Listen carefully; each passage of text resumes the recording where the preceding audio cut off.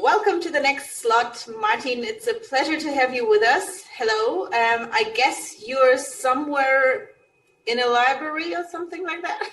Yeah, actually, I'm in the office in Hürth. Yes. Thanks for having me. Yeah.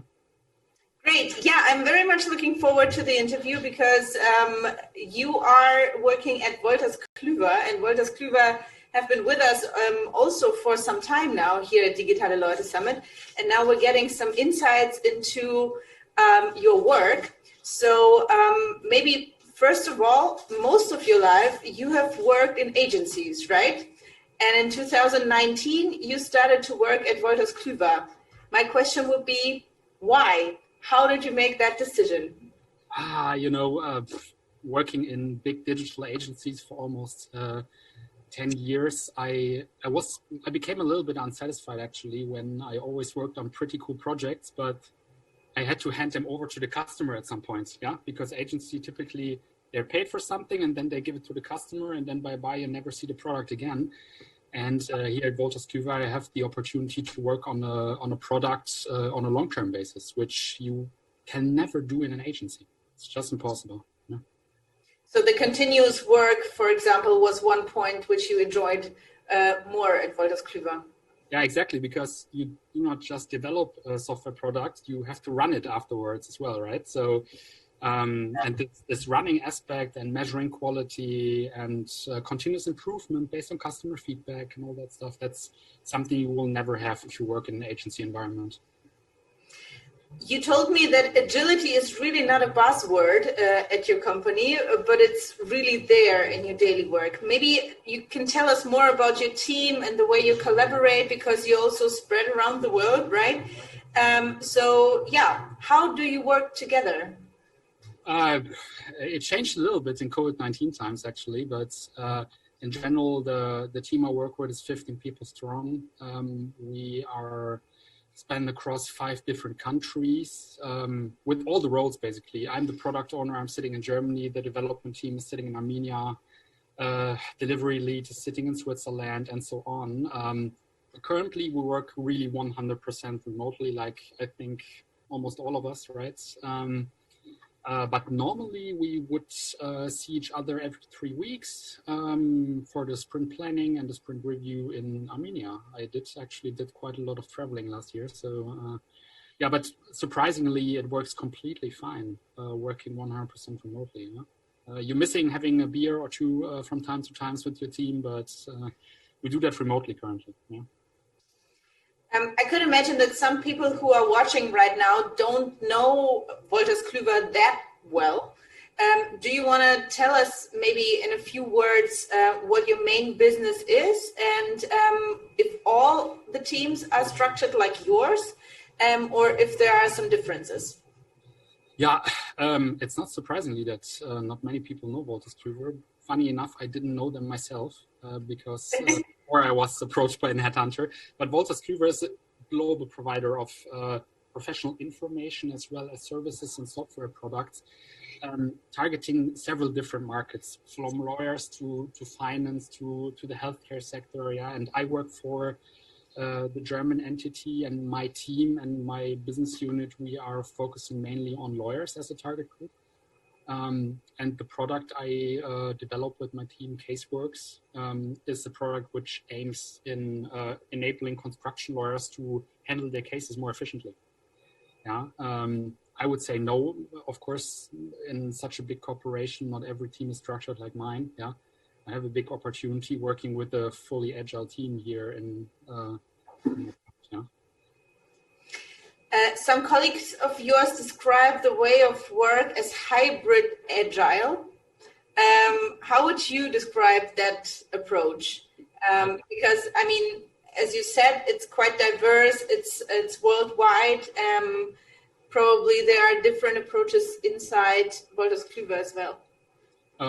Absolutely. I mean, hybrid agile, I always have to smile a little bit about it, but what that essentially means, or what my colleagues maybe mean with that, is you have fully agile projects which work like the book, Scrum, yeah, scaled agile, but you always in big corporations have bigger programs where they work with waterfall. It is how it is, yeah. And these agile software development products they have to somehow fit into these waterfall projects, in these bigger waterfall projects, which sometimes is a challenge because you have to hit time windows for delivering stuff, which is a little nothing. It really has nothing to do with Scrum at the end of the day, but that's a challenge I think only have in big corporations. But is the aim to spread this mindset more throughout the company, or is it working like that? Absolutely. I mean, our CEO, Martina Bruder, she's doing a lot to really spread the agile mindset in our corporation, especially here in the German entity. And a lot of my colleagues already work fully agile, and it become more and more. I mean, of course, it's a little difficult to expect from an HR department, for example, to work fully agile, right? Always admire the guys from Zipgate, how they do it, so brilliantly, even running their kitchen agile, but that's a challenge, definitely. Caseworks, one could say, is the flagship of Wolters Kluwer in Germany, and you're developing a legal tech digital product for a non-digital group. I could imagine that it's quite challenging because the people you are selling your product to are not very into fancy interfaces, and it has to be stable, and that's the main point. So which challenges do you face while developing for a non-digital target group? That's a good point. I mean, coming from an agency environment, I was always very curious about like micro interactions and fancy animations and all that stuff. But when you start working for lawyers, which are indeed a very, very analog target group, you have to throw overboard all your fancy ideas. You have to really stick to the basics, make it as simple as possible, and to enable them to work digitally, because for them, they have to shift their whole way of working. They are used, even in their studies, they are used working with papers. And now we expect from them to shift to fully digital, which is a little strange for them at sometimes, because I would say a big part of the lawyers, they go to the court with enormously big hand files, all made from paper. Good thing though, the customers of the lawyer, they become more digital as well. So the lawyers, they see that there's a demand in the market and they have to adjust, but mainly the younger lawyers, to be honest. How you tackle this educational aspect on making the lawyers more digital? I would say, speaking about the product development aspect of it, it's a lot more complex user onboarding process than you would usually have in a software as a service solution. We do a lot of webinars, we do a lot of one-on-one trainings, really consulting them how to adjust their way of working so it's more efficiently. And the good thing is Caseworks helps them with that, so we have a good hope to talk. Is it also part of your job, the consultancy part, or are there other people, because you are the product manager, right, of the whole Caseworks part. Is it part of your job? By the book, no. But I mean, product owner means I know the product best, or I should know the product best. So, and I do support my sales colleagues quite a lot in these trainings, because I have a deep insight into the product no one else has. I mean, I can unveil a secret here, because we know each other, and I know that you are a very creative person. And in my head, it seems like it has to be very difficult to back off the whole creativity, because the product doesn't have to be that fancy, as we discussed earlier. How do you deal with that? How can you, on one hand, be creative, but on the other hand, don't make it too fancy so the customers are into it? It's a question if you describe creativity only as making fancy UI patterns. That's true. It doesn't have to be super colorful, so it's creative, but still. It's always, for me, the creativity starts really when we have to find solutions for problems the lawyers have, which we never thought about before. I mean, that's the great thing about user research. You talk with your actual target group, and then they come up with ideas you would never think about. And then you have to start, become creative and think, how could I solve this and this and this problem? And this is where the creativity starts. But yes, it's not so much graphical creativity. I agree. And how do you validate the challenges of your customers? You said that you are doing webinars, so you explain your products, but how do you validate the challenges beforehand? We have customers we work very closely with together in developing the product, and I do quite a lot of one-to-one interviews with existing customers to get a good understanding on what they actually need. They often don't have an idea how to solve the problem, but that's my job, right? So it's a lot of interviews because the target group we're working with, constructioners, it's a relatively small target group. So you cannot rely 100% on data-driven decisions. You have to have this qualitative interviews at the end of the day. So if you are doing testing at some point, it's always interview-based, or do you have some other techniques and methods you're using? We do quite a lot of data analytics with the data we have, but the best results we see is coming from interviews and doing actual click dummies and rapid prototypes together with our existing customers.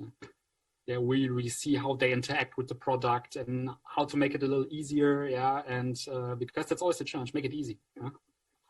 If my mom understands it, most likely our customers understand it as well. Yeah?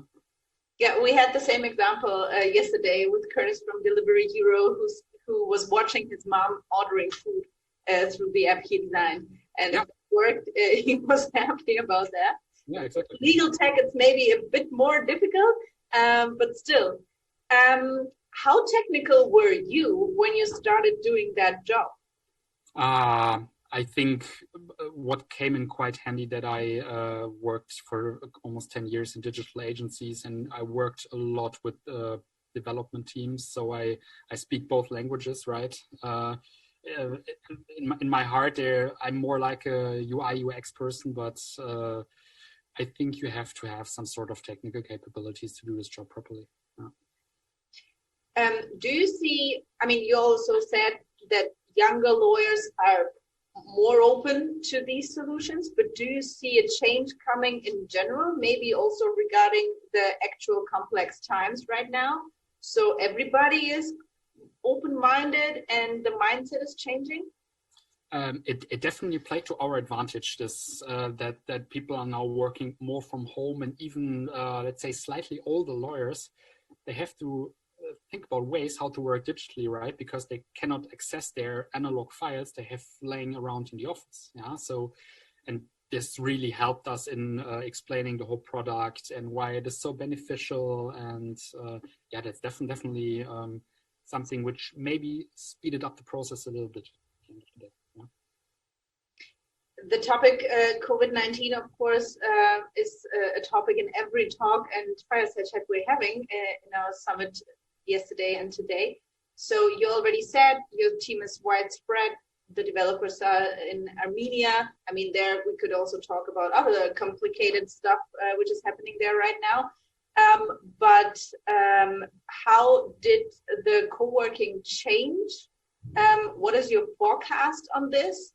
And what are the challenges you were facing right now in the past couple of weeks and months?